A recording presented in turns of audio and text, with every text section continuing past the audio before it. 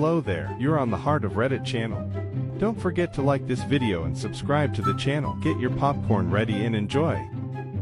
You want that laminated?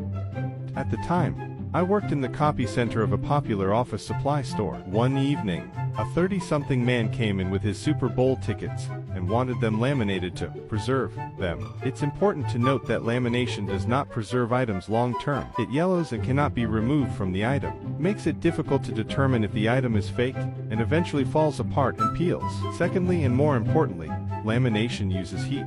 So it turns heat-printed items, like Super Bowl tickets, solid black, which eventually fades completely. It would ruin the tickets in 20 seconds. So I told him this and refused. He insisted. I refused, which was 100% allowed when it came to the lamination machine, as it destroys the customer's original media. He called me some names, so I continued to refuse. He called for a manager. The manager had exactly zero patience for any shenanigans at all. He told the customer no. The customer carried on the tantrum. I typed up a basic release form as I knew what was coming. It stated that lamination would destroy the tickets, had everything about the tickets, and was relatively ironclad coming from someone who makes minimum wage. The manager finally said fine, we would laminate them. I handed him the release and he insisted that the customer sign it. He told me to laminate the tickets, and I refused again, knowing that I could still be disciplined for ruining the originals.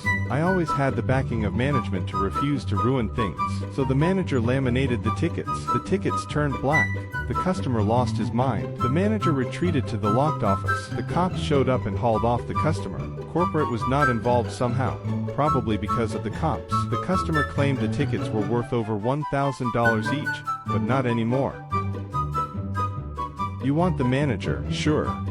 I own an auto detailing business. During the height of the pandemic, I lost maybe 5% of my business, as it's mostly high-end cars, owned by the semi-wealthy, or better yet, their kids. Anyhow, I have two employees, one who is the supervisor and the other that is a trainee. I still work 90% of jobs to assist, as they're both still in training. Had a new customer a year or so ago, who wasn't happy and demanded of me to see the manager. I call over the supervisor, who proceeds to tell her exactly what I told her. She shrieked, asking, "Why are you just repeating your employee?" He just says, "Mom, that's the owner. He's my boss." She got mad that I passed her off to someone lower than myself. So I just said, "You wanted to see the manager, and he's the one in charge of the trainee when I'm not here. So he's the closest thing to a manager." That ended it pretty quick, lol. My work hours are 8:30 a.m. to 5 p.m. no exceptions, you got it.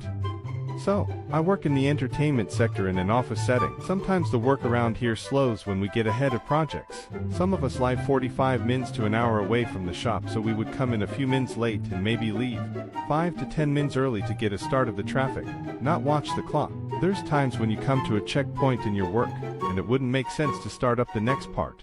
Since you leave in 10 minutes, the vice president of the company said if we keep doing this we will be written up, that we are to be at our desks at 8:30 am, and to not leave until 5 p.m. All of us would answer calls and respond to work emails past 5. Myself, I would return calls and emails until 7 p.m. on the weekdays, and monitor my email over the weekend. Once the VP shifted to such rigid stance on work hours, we did as well. Now, my email notifications are muted from 5:01 to 8:30, and completely turned off on the weekends. I showed my coworkers how to do the same thing via their Outlook. Now, we all leave at 5 but refuse to do any work outside our scheduled hours. The VP is famous for sending emails and texts after work hours, and has become frustrated that he doesn't hear back until the next day, or maybe even the following Monday. Absolutely burns him up. He said we should be monitoring our emails after work in case of an emergency.